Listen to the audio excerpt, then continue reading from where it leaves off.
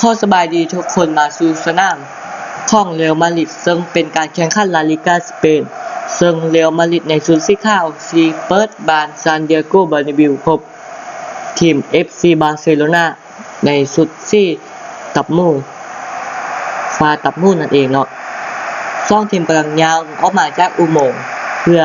เข้าสู่พิธีการทางด้านหน้าสนามกันก่อน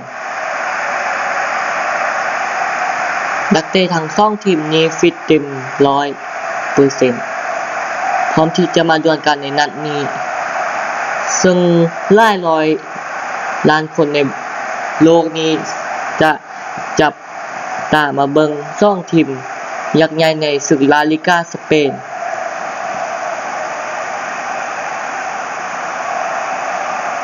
ถ้าพักผิดประการได้ก็ขออภัยนำแฟนบอลทั้งสองทีมมาเบิ่ง11ตัวจริงของเรอัลมาดริดกันก่อนผู้รักษาประตูเป็นเคเลนนาวาสกองหลัง4คนมีมาเซโลเชโกลามอสราฟาเอลวาลาดดาเนียลคาวาเข้ากองกลางมีโทนี่โคสลูก้าโมดริชคาเซมิโลกองหน้าเป็นคริสเตียโนโรนัลโดคาริมเบนเซม่าและกาลาเบลส่วนทางฝั่งบาร์เซโลนาผู้รักษาประตูเป็นเทอร์สเตเกน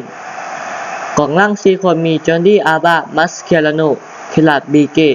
ดานีอัลเวสกองกลางมีอันเดสอิเนตาเชโกบุสเกตและอีวานลาคิติกกองหน้ามีเลโอเนลเมสซี่ลุยส์โซเลสและเนย์มาร์เรอัลมาดริดจะได้เคลียร์บอลจากซ้ายมา5ขวามาที่คาเซมิโลโมริกส่งมาที่กาเลเบลที่มาเบนเซม่าเปิดมาให้เบนเซม่าลูกนี้หลุดมาแล้วยิงยังไปติดบล็อกบาร์ซ่าเคลียร์ที่พวกมาก่อนให้ลุยส์โซเลสมงได้เม็กซี่เป็นทางด้านเม็กซี่ยังได้บอลอยู่เม็กซี่หลอกออกมาทางด้านขวาเม็กซี่ส่งมาบ่เข้าใจกับบุสเกตลูก้าโมดริชเบลไปบ่ผ่านจอร์ดีอาบาแต่ยังได้บอลทุ่มอยู่เบลจะเป็นคนทุ่มเองทุ่มไว้ไม่ให้ลูก้าโมดริชคาเซมิโลส่งมาที่กาเลเบลสปีดมีส่งมาแต่อันเดรเนต้ายังได้บอลอยู่ส่งมาให้เนย์มาร์เลี้ยงออกมาทางริมเส้นเจอกับเซโกลามอสเนย์มาร์สับขาหลอกเราผ่านซ่องแต่มาจากคนที่ทราบแต่อย่างใดเดียวอาบาเปิดเข้ามาสกูบุสเกตยิงเลยลูกนี้แต่เคเลนนาวาสยังห้ามได้เคเลนนาวาสจะเอาไว้ส่งมาให้คริสเตียโนโรนัลโดโทนี่โคสไปเองเจอกับอิวานลาคิติกมาที่คริสเตียโนโรนัลโดเบนเซม่ามาเซโลส่งมาให้เบนเซม่าลูกนี้ล็อกออกมาแล้วโรนัลโดยิงลูกนี้ยังไปติดเซฟของเทอร์สเตเกนมาดริดยังบ่ขึ้นนำถ้าภาพสัญญาณบ่ดีก็ขออภัยทุกคนดาเนียลคาวาเข้าทุ่มมาให้กาเลเบลไปบ่ได้ดาเนียลคาวาเข้ายังได้บอลอยู่เปิดเข้ามาเบนเซม่ายิงไปติดบล็อกมาเบิ่งภาพช้ากันคืนใหม่เปิดขึ้นมายิงแล้ว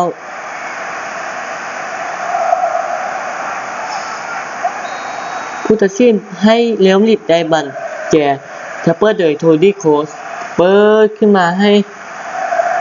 โรนัลโดแต่บ่ได้คาเซมิโลมาเซโลยังเก็บบอลได้อยู่ส่งมาให้คริสเตียโนโรนัลโดถือบวกเข้าไปผู้ตัดสินยังบ่ว่าหยังบุสเกตอิเนสตาส่งออกมาโซเลสเดนี่อัลเวสส่งมาเลโอเนลเมสซี่ไปตอนนี้ติดเครื่องสปีดแล้วกับลามอสบอลผ่านคาเซมิโลเตะที่มาไปก่อนเนาะสำหรับมาเซโลภาพสัญญาณนี้จะขัดข้องไล่ก็ขออภัยทุกคนค่อยเบิ่งคลิปนี้จนจบเดนี่อัลเวสและอีวานลาคิติกไปบอลผ่านแล้วจะส่วนไวโดยคริสเตียโนโรนัลโดติดเครื่องออกมาแล้วลูกนี้เราจะกลับมาสเกลโนเปิดได้จังหวะนี้มากาเลเบลโมริกล็อกเข้ามาเปิดมาให้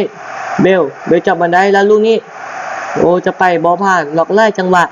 อีวานลาคิติกเปิดบอลยาวเข้ามาให้ลุยส์ซัวเรส มงเดนเนย์มาร์ยังเก็บบอลได้เนย์มาร์จะส่งให้บุสเกตแต่เป็นทางด้านเรอัลมาดริดยังครองบอลได้อยู่ลามอสที่บีบส่งให้นาวาสเปิดมาให้เข้าวาลานลูก้าโมลิกมาที่กาเลเบลติดเครื่องไปแล้วลูกนี้บอลผ่านจนดี้อาบามาที่อีวาลากิติดเลียวเนลเมสซี่เดนี่อาเวสอันเดรสอิเนต้าอาเวสเลียวเนลเมสซี่ไปบอลผ่านคาเซมิโลได้บันอยู่มาที่คารุนาวาลานถึงบีบไว้ยังแก้ไขออกมาได้มาที่เบนเซม่า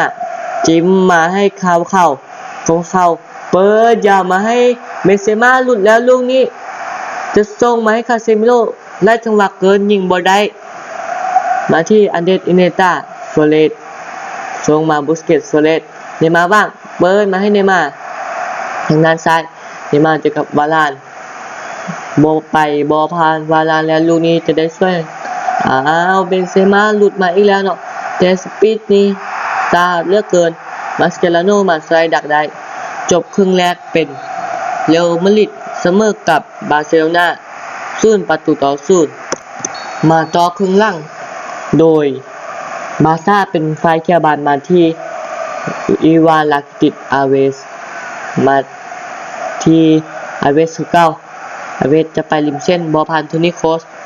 ยังได้บรรทุมอยู่เนาะสำหรับ FC บาร์เซโลนาโทนี่อาเวสเป็นคนทุ่มมาให้อีวานลากิติดอันเดรสเนต้าเซโกบุสเกตไปบอลผ่านมาที่บีเก้เดนี่อาเวสแทงบอลมาให้ลุยโซเลสลูกนี้จับบอลได้ล็อกมายิงลูกนี้แต่เซฟได้แล้วซ้ำเป็น1-0สำหรับบาร์เซโลนาโดยการยิงของคนนี้เนย์มาร์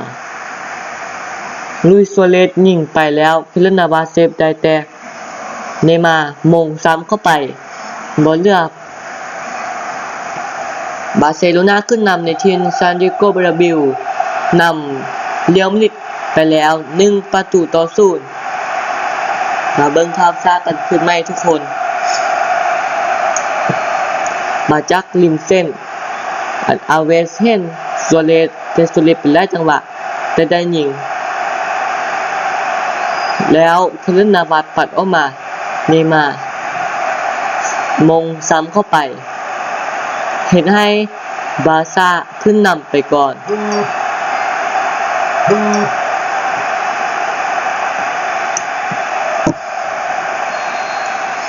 เดี๋ยวมาตั้งเกมกันใหม่โดยคาเซมิโลซิโก้ลามอสโทนี่โคสนี่อาวิสเคลียร์บอลออกมาได้มาที่ลุยโซเลสเลียวเนลเมสซี่อาวิสส่งมาให้ลุยโซเลสแบบเป่าเต็มจังหวะนี้วาลานบอลพาแล้วนาวาสเปิดยาวออกมาเบนเซม่ามงมาให้คริสเตียโนโรนัลโดต้องระวังเนาะสำหรับบีเก้ส่งมาเบนเซม่าไปเองบอลพาเนาะเชื่อบอลนำเบนเซม่านี่หลายครั้งมาที่เลียวเนลเมสซี่ไปบอลผ่านสำหรับแต่ยังได้อยู่อาเวสเปิดขึ้นมาวาลานดักออกมาได้บุสเกตยิงแล้วไปแซบนาวาสโดนหับมาได้นาวาสจะอ้อบันไวมาที่กาเลตเบลมีความไวสำหรับคนยิงกาเลตเบลเจอกับอีวานลาคิติดโมลิก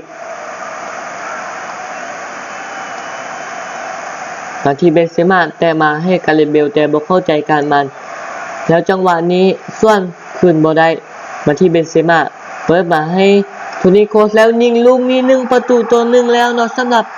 คนนี้เบอร์8โทนี่โคสมาจากทีมชาติเยอรมนีซึ่งเยอรมนีได้เป็นแชมป์บอลโลกถึง4 สมัยมาเบิ่งภาพช้ากันคืนใหม่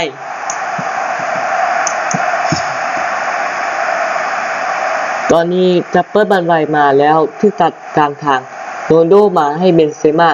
เปิดมาให้โทนี่โคสยิงด้วยซ้ายเข้าไป1-1เฮ็ดให้เรอัลมาดริดตีเสมอ FC บาร์เซโลนาได้เป็นทีเรียบร้อยแค่บันกันมาใหม่สำหรับ FC บาร์เซโลนาเดนี่อาเวสส่งมาเลียวเนลเมสซี่ เลสแทงบันไวมาให้ลาคิติดหลุดแล้วลาคิติดส่งมาให้โซเลสยิงมอเตเนมาซ้ำบ่เข้าโอ้โมลิเคียเอามาก่อนเนมาซ้ำลงแบบประตูบิดมาที่คริสเตียโนโรนัลโดต้องระวังการส่วนกับของเรอัลมาดริดโทนี่โคสคาเซมิโลโทนี่โคสบุสเกตมาเป็นเรอัลมาดริดยังได้บอลอยู่เปิดขึ้นมาไวเร็วเอาครอบไทยเป็นเบลไปบ่ผ่านจอร์ดีอาบาบุสเกตส่งมาที่เนมาสเตเลตส่งมาที่อาบาเปิดปั่นเข้ามากลางนักกิติดไปบ่ผ่านลามอสส่งมาที่โคสคาเซมิโลส่งมาโมลิกมาที่เกเรตเบลแทงบัดมาให้เบนเซม่าบอลล้ำหน้าลูกนี้เบนเซม่าไปบ่ผ่านเคลาโนเตเบลยังได้เอาไปซ้ายอย่างผู้ตัดสินบ่ว่าแต่เป็นยังบัดมาได้แต่บ่ได้มาที่เทิร์นเซเคนด์เปิดออกมายังเป็นเลี้ยวไม่ลิดยังได้คมอยู่แล้วนี่เขาเอาอีวานลาคิติดแทงมาให้โซเลสโทนี่โคสว่าได้ยังบ่ได้เอามาที่เลโอเนลเมสซี่จะกับมาร์เซโลลูกนี้เมสซี่บอลผ่านสำหรับเชโกลามอนยังทำหน้าที่ได้ดีมาที่โรนัลโดเมสซี่นี่สู้ที่ทวงบัตรมาแล้วยิง2 ประตูต่อ 1สำหรับเรอัลมาดริดขึ้นนำ FC บาร์เซโลนาโดยกาเรตเบลโดยการส่วนกับเกมไว้ของเรอัลมาดริดมาที่คริสเตียโนโรนัลโดส่งมาให้กาเรตเบลมาเบิ่งภาพช้ากันคืนมาสำหรับทุกคนให้เข้ามาก็ขอให้กดไลค์กดแชร์กด Subscribe เพื่อเป็นกำลังใจให้เราครับโรนัลโดแทงบอลมาให้กาเรตเบลยิงเข้าไปง่ายๆอีกตำแหน่งหนึ่งมีเทอร์เซเกนยิงแกเสียหามได้มาเปลี่ยนเอาเม็กซี่ออกเนาะเอาสเตเลตออกซึ่งแกเก็บจะได้เวลาเหลือ4 นาทีอันเดเนต้าเปิดบอลยาวมาให้อาเวสลามิเลสลาคิติดเป็นของมันยูสำหรับบาร์เซโลนาอันเดเนต้าบุสเกตอินเนสตาลาคิติดเน้นของบานแล้วก็ตอนนี้สำหรับบาร์เซโลนาเปิดมาให้เนม่าเจอกับเข้าเนม่าไปบอลผ่านแต่ได้ส่วนมาคือเก้าแต่สไลด์ลูกนี้พุทธศิลป์เบาๆยังให้ลุกขึ้นมาเล่นเนม่าอาบาทดเวลา3 นาทีเนม่าเข้านี่ทำหน้าที่ได้ดีสมัครฝักเนม่าโมลิกขึ้นมาแล้วจบเกมเป็นเริ่มลิดเปิดบานซานดิเอโกบาเดวิลชนะ FC บาร์เซโลนาไปในเกมเป2017ถ้าใครเข้ามาก็ควร Subscribe ช่องนี้ให้ถึง50แล้วพวกเราจะมีข้องดีๆมาให้ทุกท่านได้เบิ่งกดไลค์กดแชร์กด Subscribe เพื่อเป็นกำลังใจบ่ยากเลยสำหรับกด Subscribe จิไปทีเดียวแล้วพอกดกระดิ่งติ๊งๆเพื่อบ่พลาดคลิปใหม่ๆทางช่องเราอัปเดตทุกมื้อคลิปนี้ข้อกล่าวคำว่าสบายดี